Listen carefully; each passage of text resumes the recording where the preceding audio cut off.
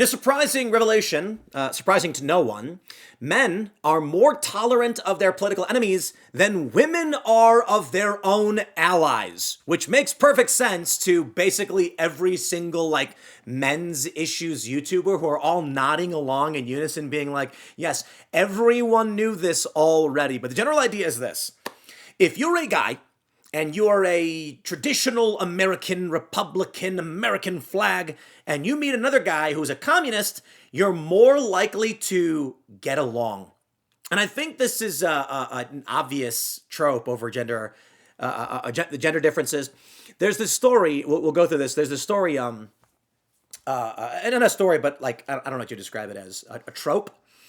I was talking to a dude who was in the military, and I think he was a drill sergeant. And it might have been on IRL, I can't remember. But he was saying that in the beginning of basic training, all the guys are fighting with each other and they're ribbing on each other and they're not really getting along. It's not like super bad or anything, but nobody knows who's who. By the end, they're friends, they've formed groups, they know who's in charge, they know who they trust, they know who's good at what. For women, it was the other way around. At the beginning of basic, the women are all getting along and they're being very nice to each other. And by the end, they all know who they hate. And that's the trope as it goes. It's kind of like the mean girl trope, But don't get me wrong, bullies exist that are guys. It's just funny that we've got this from expression.fire.org. Fire data reveals the gender tolerance gap is real. That's right, male students show more tolerance for political enemies than females show for their own allies. And what can I say? There's another famous trope, a famous saying, and it goes like this. Bitches be crazy, yo. The funny thing is, most women actually agree women are crazy too. But to be fair, I was talking to my wife, and I mentioned like, well, women are crazy. And she gives me this look. She's like, women? She's like, I see what you guys do skateboarding. Guys are nuts. And then I was like, yeah, fair point. You've got videos of dudes jumping off buildings for fun. And there's a video I saw where this guy did like the first ever parkour trick. I don't know, it's like a record. He ran and jumped off a building and then kicked the side of like a beam and then pushed off and flipped and landed on the ground and everyone's screaming and cheering. Dude broke his foot doing it. And I'm like, fair point. Guys are crazy in a different way, but agreed. Here's a story from Fire. They say, suppose you're a democratic socialist who's been invited to speak at a college campus. Who do you think would be more likely to try to silence you, a left-leaning woman or a right-wing man?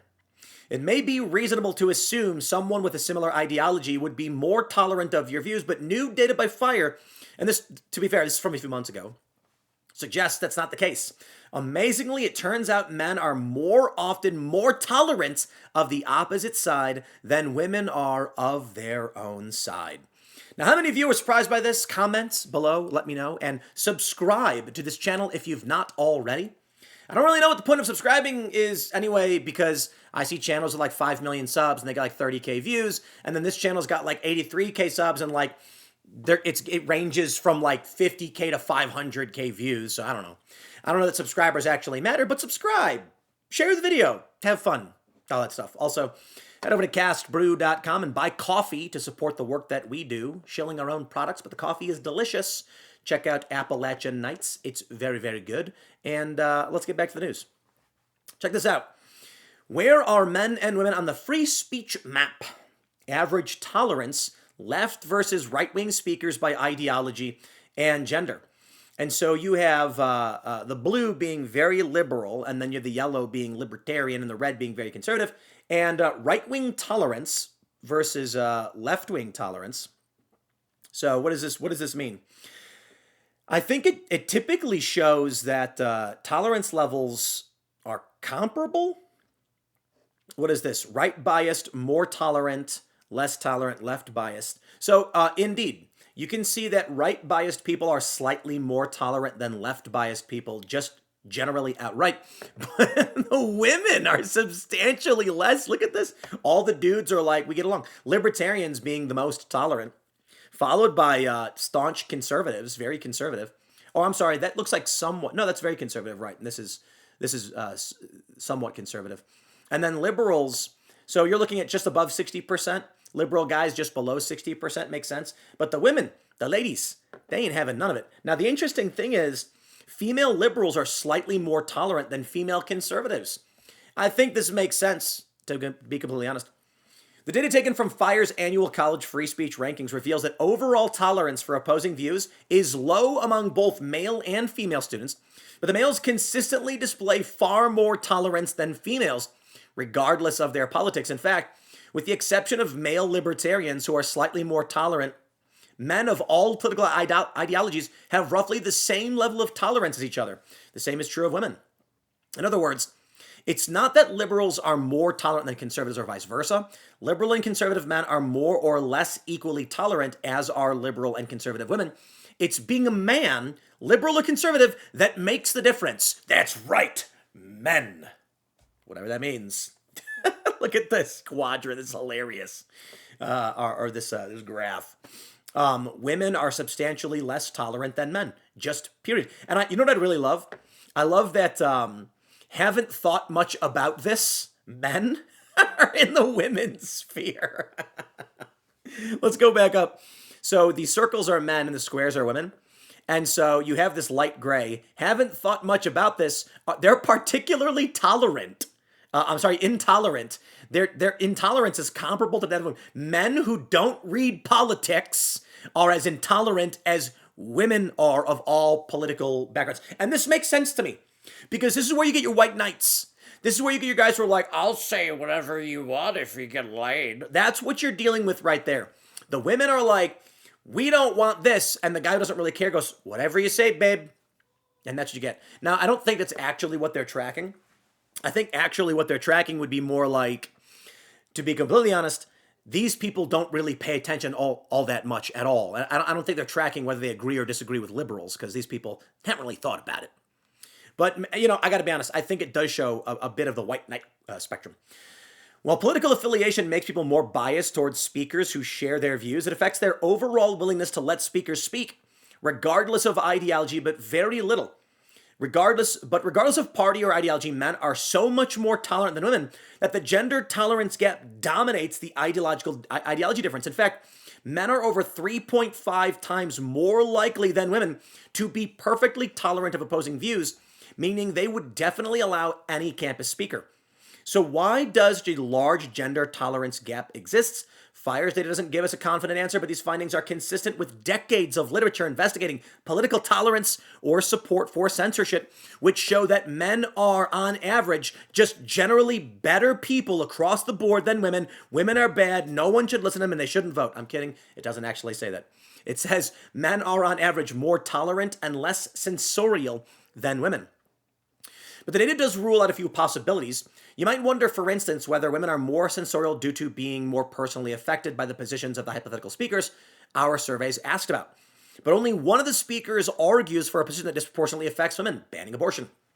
And the gender gap isn't greater for this speaker, so that doesn't seem to be what's causing the gap. My suspicion, corroborated by other research, is that women prefer social harmony. Indeed, that's why you have Democrats being overtly culty. No matter how well-intentioned, we must never ban speakers or silence students. The consequences of allowing censorial people to control the discourse on campus have proved calamitous. Anyone seeking to stifle debate for the sake of emotional comfort must be publicly reminded that our most vital tools for righting the wrongs of society depend upon being able to openly confront such controversial opinions. And I completely agree. We have a response here, a top comment that says, I believe this is based on anecdotal evidence. There seems to be an inherent difference between males and females. I'll theorize that it's because, from an evolutionary biology perspective, women are much more dependent on the community to keep themselves and their children safe.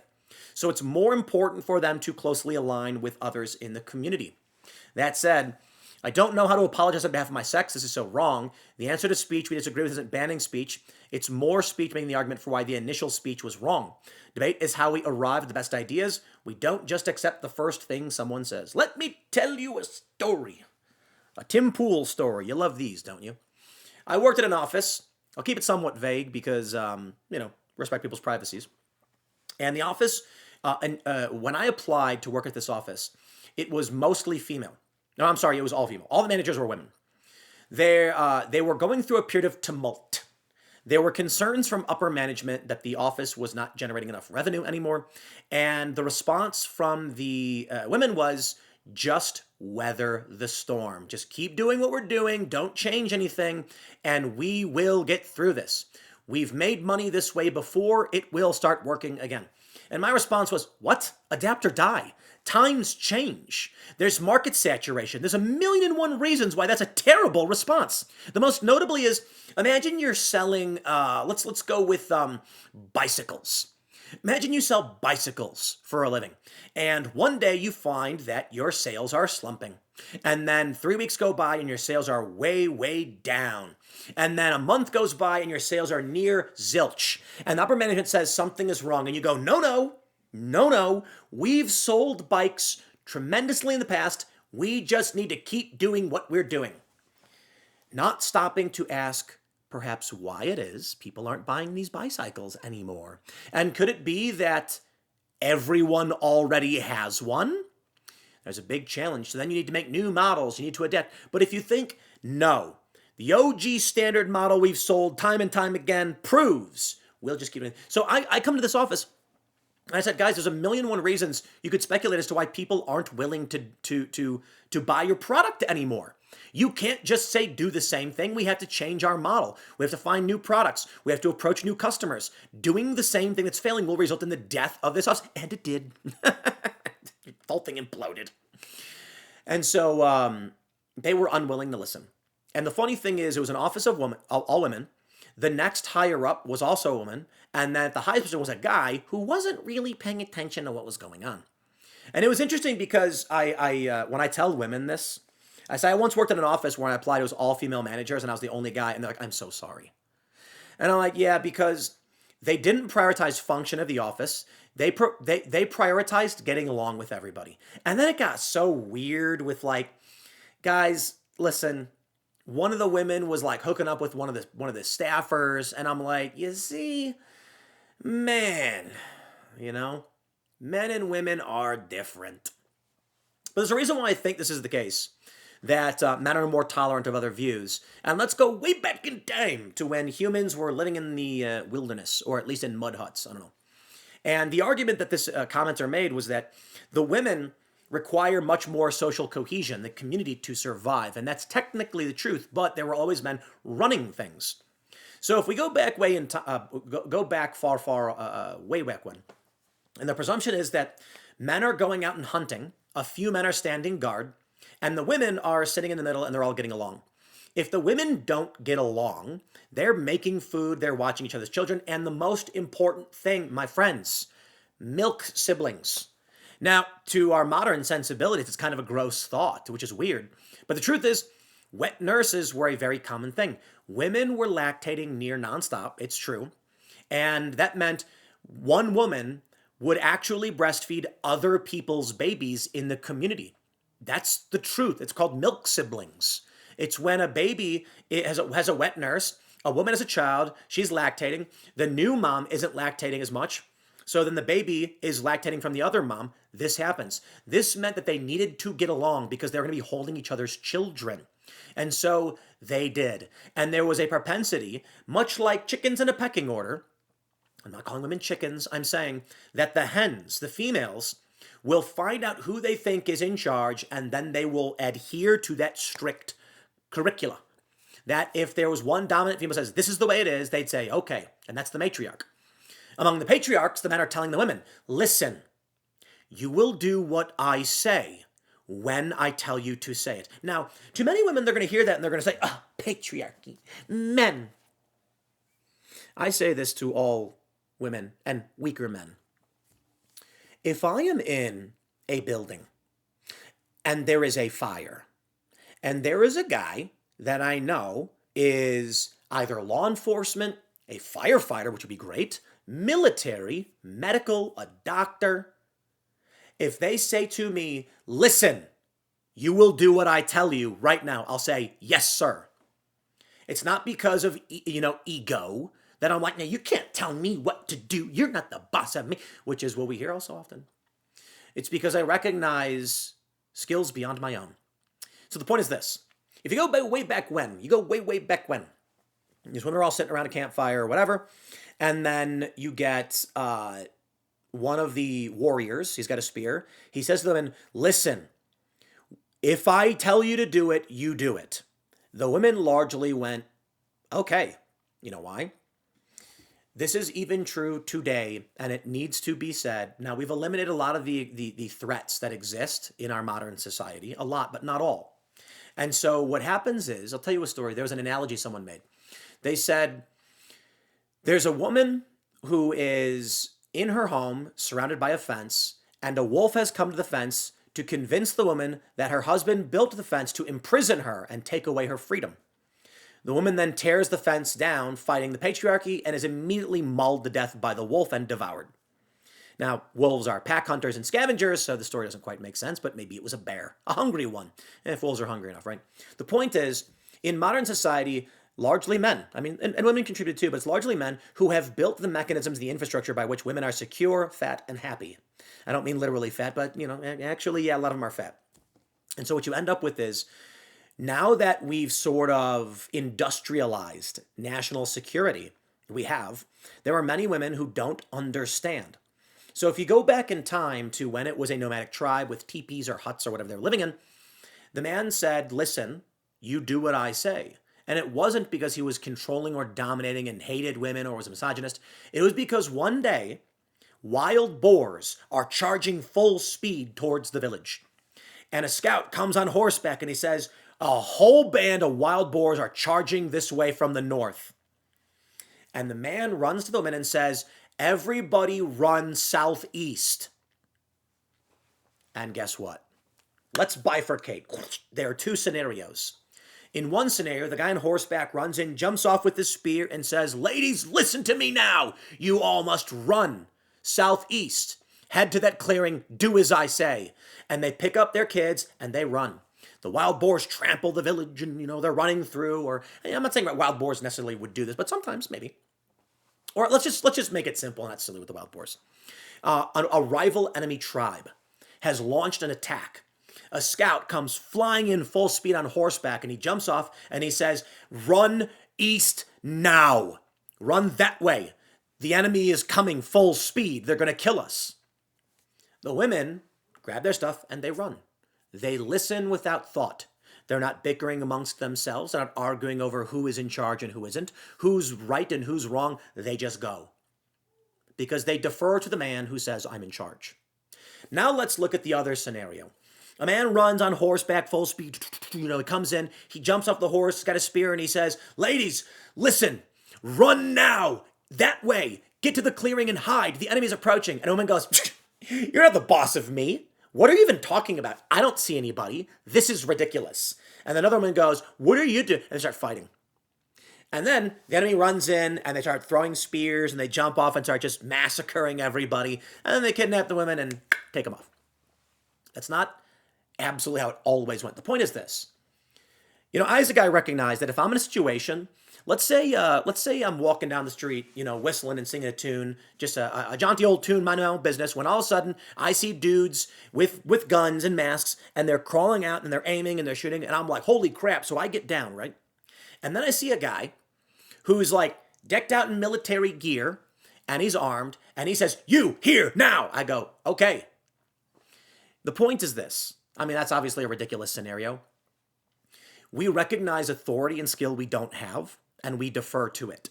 Now, guys are willing to debate and argue these ideas and be more tolerant because let's advance these scenarios. Two guys are going off to scout ahead. One guy believes in aggression, crush the enemy. The other guy believes, no, we should bide our time, build up better weapons, and avoid fights where possible. These two guys are debating, they're arguing. One guy says, you're going to get us all killed starting a fight we're not prepared for. And the other guy says, you are unprepared to do what must be done. Guess what? These two guys come to the clearing and there's the enemy staging an attack. And the one guy says, I say we fight now. And he goes, are you nuts? We are not prepared for a fight. Guess what? The one guy runs back and issues the warning. The other guy fights and dies. But that man's death doesn't change the prospect of having more children. So what you end up with is, in some instances, the man willing to fight survives, and the guy who's not dies. And both of these have a different probability of increasing survivability for the human community. So what happens? This is why we see a mix of both. But there are certain things that just don't exist for the most part in human society that we're starting to see emerge because we've removed ourselves from these circumstances. You go back far enough in time, what do you get? Everything's pretty rigid. The women listened to the men. Not always, but for the most part they did. Why? Because if they didn't, they probably had a higher chance of dying. I love the story of dogs. How did it come? You like dogs? You like dags? Yeah, I like dogs. How did it come to be? Well, the story is quite simple. There were human nomadic tribes, and the wolves would come and scavenge the refuse of the tribe as it moved on. Eventually, over time, some of these wolves were less skittish of the humans, so they'd get a little bit closer. The humans that tolerated these wolves were actually more likely to survive because wolf territory, when they urinate all over the place, would keep other predators away. The wolves were scared of the humans for the most part, wanted the free refuse, the food and scraps left behind, and other predators were scared of wolf packs. Humans that tolerated this got an advantage. Well, there were other humans that would chase the wolves away, and that's why some societies don't have the same connection with dogs, though to a certain degree, most societies typically do. Over time, wolves were walking freely through human camps, and the humans didn't care because they didn't bother them, and this is the point we call them proto-dogs. Proto-dogs were early dog breeds. Well, one day, the people noticed that the dogs were tracking prey. They were smelling and they were on a hunt, and the humans said, let's follow them and see what they do. And the wolves tolerated the humans because the wolves that tolerated the humans were more likely to survive. They would have food and they'd have more babies. So there were more proto-dogs emerging if they were tolerant of humans, and humans were facing less predator threats if they were more tolerant of the wolves/proto-dogs. One day they said, the wolves have tracked down this beast we couldn't track down on our own, and then they threw a spear, rocks, bows, and arrow, killing the beast much more efficiently than the wolves could, and everybody ate and were happy. Together, humans and wolves symbiotically merged into this relationship where that's why they say man's best friend. Dogs today are basically permanent wolf puppies. They love humans, they're excited, they want to play, and they're willing to do what the human needs them to do. But guess what? As much as there are these tropes about, like in Rick and Morty, for instance, where the dog is like, you've subjugated us. The truth is that humans do ridiculous things for their dogs, like build statues for them. That is evolutionary pressure. And the reason I bring this up is to talk about how it affects humans and why we get things like this. It's actually quite simple. Why are there gender roles? Because we survive on them. Why is the man in charge? Because most men die. And they can die. And the women cannot. And this is really simple. If you have a tribe of 100 men and 100 women, everything's going great. But if 99 women die, let's say they're feminists and they say, we have decided we will no longer listen to the men. And they go run off wiggling their arms and are instantly just mauled to death by bears. And, a polar bear is fighting a grizzly bear for some reason, despite not being in the same areas because, it's funny. And then, a caribou comes in and just tramples on.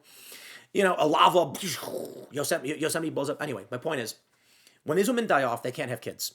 So 100 men with one woman, congratulations, you have a baby every not even 9 months. We say 9 months, but it's not even practical, unless you're Irish, I guess. The point is that a young woman can only have a baby so often, and with nursing, there's a limit. A couple, 3 maybe. Now, don't get me wrong, there are women who have had lots and lots and lots of babies. That's because you have wet nurses and community and resources. But let's say 99 men die.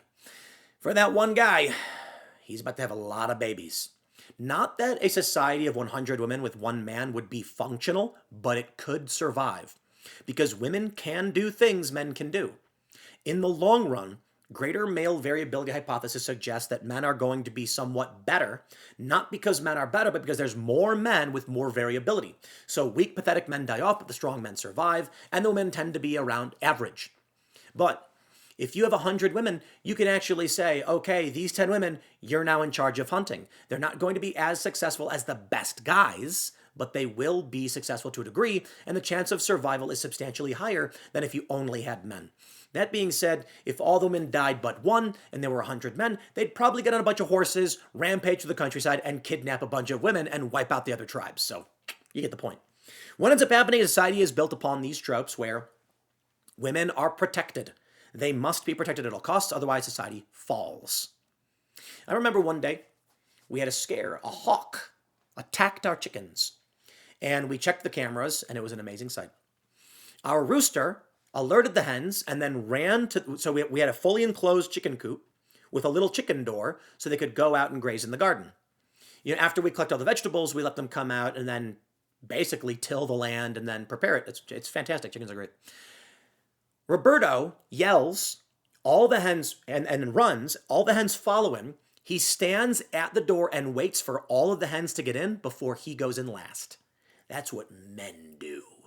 And then you see the hawk swoop down as he's doing it. Wow. What a legend. Legend. And that's why I say we must be like the noble rooster. As much as our culture likes to mock chickens, it's wrong. Hens are actually pretty doofy and tough. I watched one of our hens just grabbed a mouse and just bashed it and then swallowed it whole. And I was like, yowza. And they do run away if you chase them. But I don't understand where the word comes from, you're a chicken. Because we've had chickens for so long, a millennia, and we know that they're based AF. Roosters will charge full speed at a predator, knowing he will die, to buy his hens time to escape. The pinnacle of nobility and honor, what it means to be a man. The rooster stands up and he says, I will not let you harm my ladies. And he charges full speed. He gets killed. The fox breaks his neck and drags his body away. And all of the ladies survive. And they lay eggs. And those eggs hatch. And then there are new young men to grow up and fight for what they love and believe in. Chickens are based. I love chickens. Anybody who has chickens knows that they're fantastic. And I will add this, because now we're on chickens. You know the problem with women is? These antidepressants and these mood stabilizers? Oh, get them out of there. Get them out of there. Ladies, listen to me. You need to get some backyard chickens.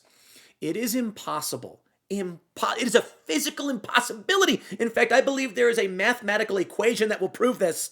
You cannot be depressed if you own chickens. It's just not possible. I'm sorry. It's just not.